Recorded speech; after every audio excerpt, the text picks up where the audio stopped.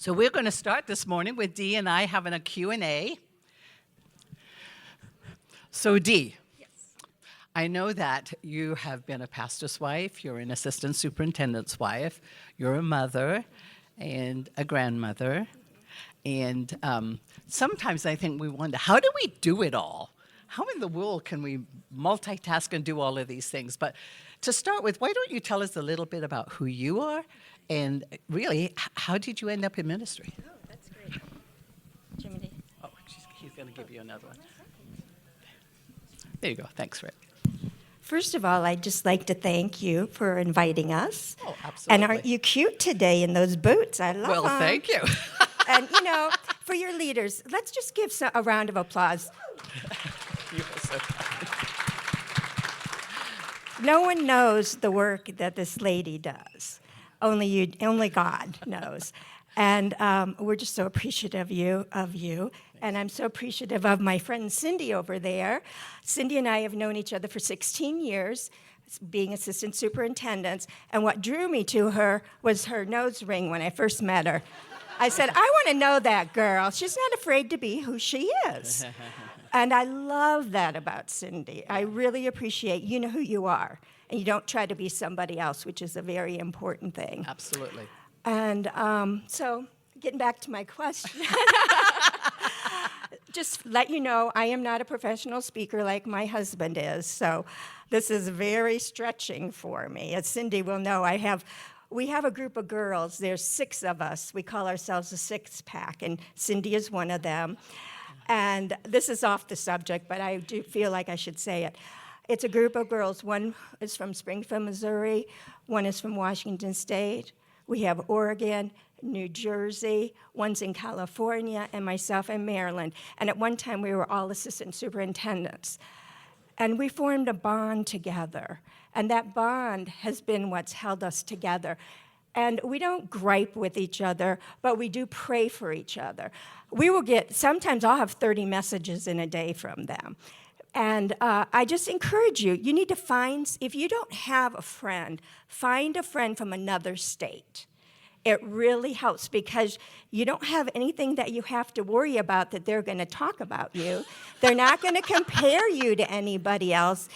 And because I'm not saying your people in your own state are untrustworthy, but it's just a little easier to have somebody out of state and somebody that has something in common with you. So I would encourage that for you. Reach out to other people. Find a friend. Find someone that can mentor you, but just somebody you can be real with as well. But anyways, back to my question again. You can take all the rabbit trails you want. We're fine. I hope that spoke to somebody. Yeah, absolutely. But I did not grow up in the ministry. In fact, I grew up in a very non-Christian dysfunctional home. My dad was an alcoholic.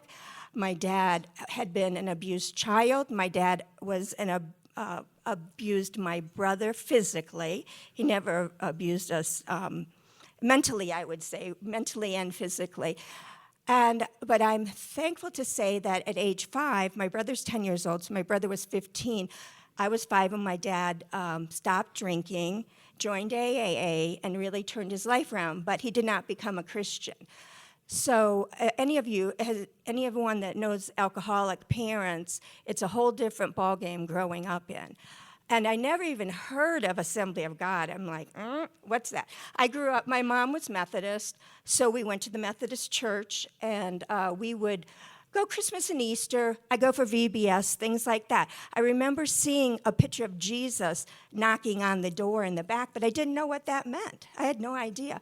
So my sister, when she was 25, she was a nurse, and someone at work introduced her to the Lord, told her about the Lord. And she tried to tell my mom and I said, well, I'm not Catholic, I'm a Christian. That was my understanding of being a Christian. But my mom started watching the 700 Club and PTL back then, and she gave her heart to the Lord. And I always felt different from the kids at school. They used to call me Saint D, even though I wasn't a Christian, because I didn't want to do the bad things. I always felt like there was something different in me. I just didn't know what I was longing for. And So we decided to, so my sister invited us to church, and we're like, no, we're not going to your church. But, because it was this Assemblies of God, and I'm like, Assembly, it's just like, that's a weird, when you're used to mainline churches, And, I'd heard of Baptist, but it was just weird. So anyways, we decided to surprise her on, it was what was it, the week before Easter, okay? So we decided to surprise her, so we showed up at the church. And when I went there, these people were so kind to me. I was 17, and everyone was so sweet and so kind. It was a real tiny, small little church, but I loved that because it felt like family when you went there. And the pastor gave a salvation message at the end of the service. And I had never heard such a thing. It was like, wow, and it really made sense to me finally. And so I was afraid to go up that day. But that night I gave my heart to the Lord. And I thought, wow, this is something that is so personal to me now. And then I found out that there were colleges where these Assemblies of God people went. And I was so excited. So I saw that there was one in Florida. Ooh, that sounds good, lots of sunshine. And then I went to youth camp that year, and the people from Southwestern were ministering.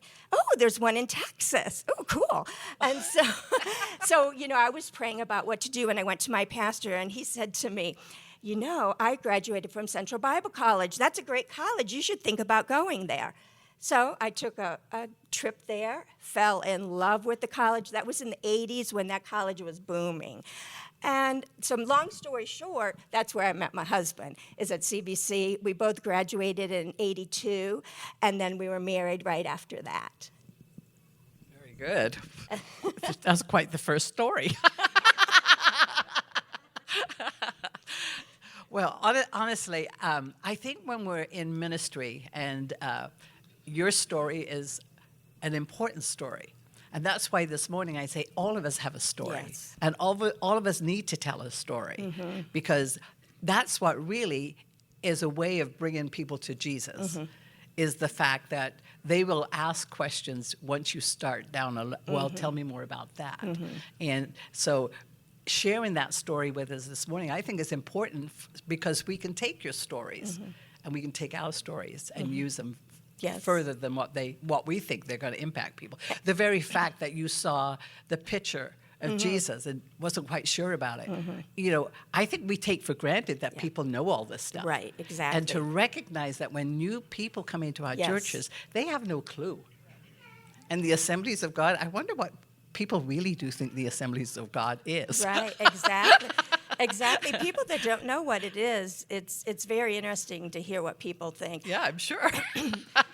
And I do think it's the point I was trying to make is that 17-year-old girl didn't know anything. Right. And what God has done through his grace in our life, I give him all the glory. Absolutely. But I'm saying that because sometimes when somebody comes into our church, we assume they know stuff, and they have no clue. So when somebody comes into your church that is brand new, don't assume anything. Right. Just start a conversation as if you were just having coffee with somebody, and then let them ask you questions, because you never know where that question's going to lead. That's right. So you've been doing this for how long? Oh, let's see, we've been married, it's 40 years we've been married, so our whole life, 40 years. Wow. Yeah, and I did want to brag a little bit about my children. Yes, do that. I have a son, David, and I think my husband mentioned last night, he's the senior pastor in Princeton, New Jersey, right across from Princeton University, and so it's just an incredible opportunity that he has to pastor there. He's been there going on 7 years, and he and his wife, Renee is the children's pastor. She's also an AG girl. And they have our two gorgeous, beautiful granddaughters. Evangeline is 11 and Scarlett's 7. And then I also have another son, and his name is Matthew. And he lives near us, which is awesome. He's only a couple miles away from us. And he works for a company called Accenture, and he he has a security clearance. So I really don't know what he does, but it's true. You know, where we live, all these people do have a lot of security clearances high up in the government. It's a multi-million-dollar, he does multi-million-dollar contracts for IT. But this kid is like his dad, boundless energy, could do 10 jobs. So for the last 10 years, he's been our young adult pastor, and he's trained someone up to take that now, and he is our pastor of innovation now. And then he is married to Brandy, and she works on staff as well. And she's a beautiful, wonderful daughter-in-law, and they have our joyful little boy, Bennett, who is, he's 9, and then they're the ones who are expecting the baby that the boys are going to be 10 years apart. So we're so excited to have a new grandbaby. Absolutely. Yeah. Absolutely. So this morning, while you're here with everybody, what's one thing that you would say to the ladies? This is you can There goes get those them. glasses. This is something that I would like to share with you that you could take home today. Okay, I actually wrote some nuggets down, as I Okay. call them. Now that I can't see, I'm going to be squinting, girls. Oh. That's okay. Thanks, Cindy. I would say, for the people that are our ages, we have to remember there's room at the table for those that are younger than us. I think that's the most important thing. I love what our superintendent's wife does, is she really involves the younger people in everything. And we want to cheer you on. I want to cheer you girls on that are younger in the ministry, because you have things that we didn't have to face, the things that you're going to have to face. And I think we should be cheerleaders and clappers and rejoicing for all of our younger girls. I think that's probably the most important thing for our age. Yeah. And then I also just wanted to say, be who God made you to be. I think that's the biggest thing. Because of my personality, I have a total different personality than my husband. And I have heard hurtful things over the years, as probably all of you have, being in the ministry, of, one of the things is, why can't you be more like Pastor Mark? Well, Pastor Mark has this gregarious personality. I took the Enneagram, and I'm a number 1. So that tells you a lot about myself. If have any of you taken it? Any number 1s in here? Okay, so love you girls. We are totally different than that number 8. And I can accept that about myself now. And that's one thing that I love, because I always wondered, well, why can't I be like him? Well, I'm not like him. And guess what? God didn't make me like him. No. And I'm okay about that. And I want you to be okay however God made you. And use that giftedness that you have. My giftedness is not this. I can do it. But my giftedness is more like I can run women's conferences. That's what I do in my church. I love to be behind the scenes doing, organizing, doing. And so be who God made you to be.